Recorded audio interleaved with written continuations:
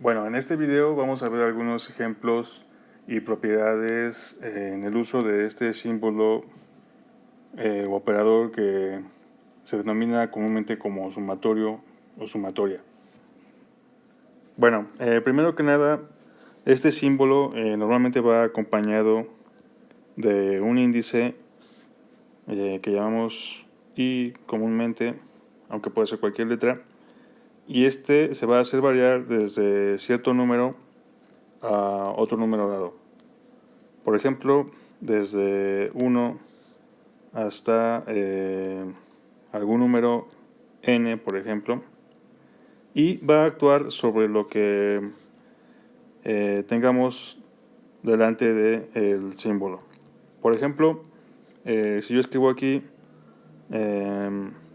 y, pues lo que esto significa es que esta suma va a ser la suma de los primeros n naturales. Es decir, hacemos variar el índice i, el primer término corresponde a i igual a 1, es decir, 1, el segundo corresponde a 2, y así sucesivamente hasta llegar al número n.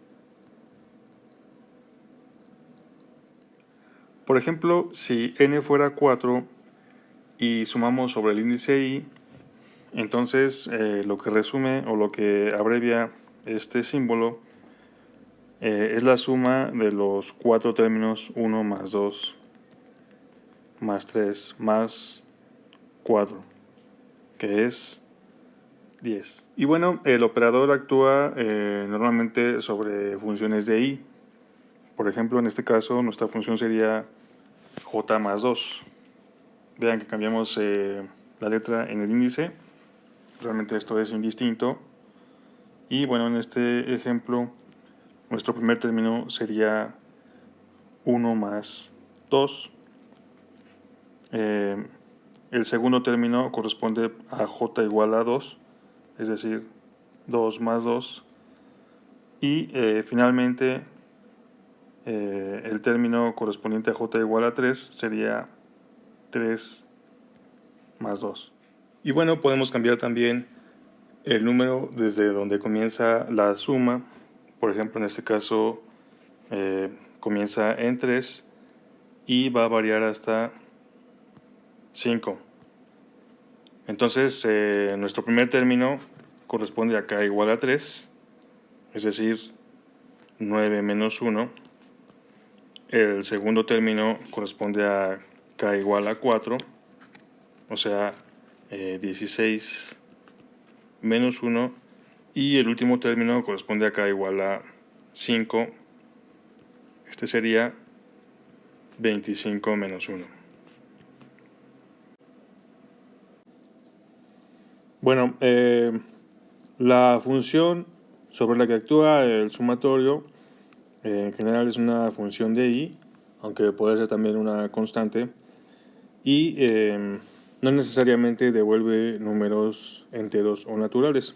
Por ejemplo, en este caso, el primer término, vemos que i varía desde 3 hasta 5, o sea que nuestro primer término sería 1/3.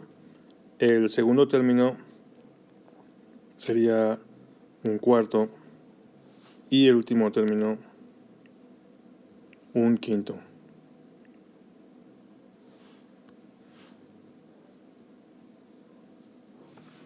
Podemos tener incluso sumas de términos infinitos, como en este ejemplo, en que i varía desde 0 hasta infinito, por lo cual tendremos infinitos términos en esta suma.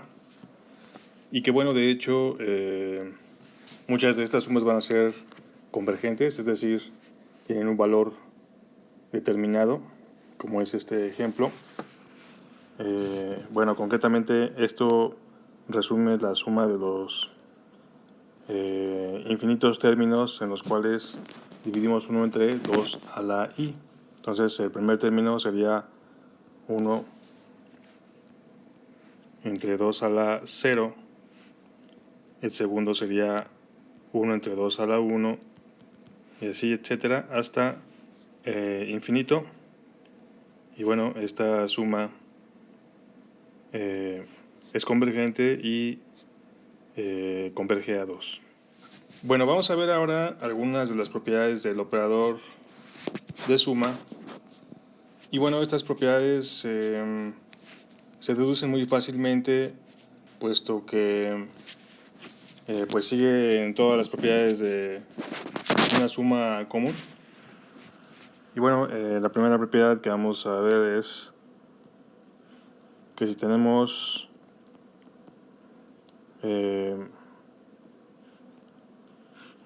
un operador sobre una constante que multiplica a una función de y, bueno, pues esta constante va a salir del operador, ya que multiplica cada uno de estos términos.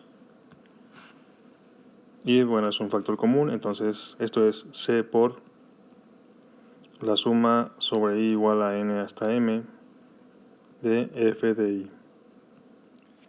Otra propiedad muy fácil de deducir es la de el sumatorio sobre una suma de funciones. Y bueno, esto va a ser la suma de cada una de las funciones sobre el índice i, es decir, la suma de i igual a n hasta m de f de i más la suma de i igual a n hasta m de g de i. Otra propiedad importante es la de el operador de suma sobre una constante c. Vemos que aquí no aparece ninguna función de i, pero bueno, en este caso particular, en que i varía desde 1 hasta n, aunque se puede generalizar, lo que nos dice es que se va a sumar n veces el término c. O sea, esta suma va a ser n por c. Y finalmente, el operador de suma para un índice que varía desde 0 hasta infinito de los términos f de i, lo que representa realmente es el límite cuando n tiende a infinito de la suma de i igual a 0 hasta n de todos los términos f de i.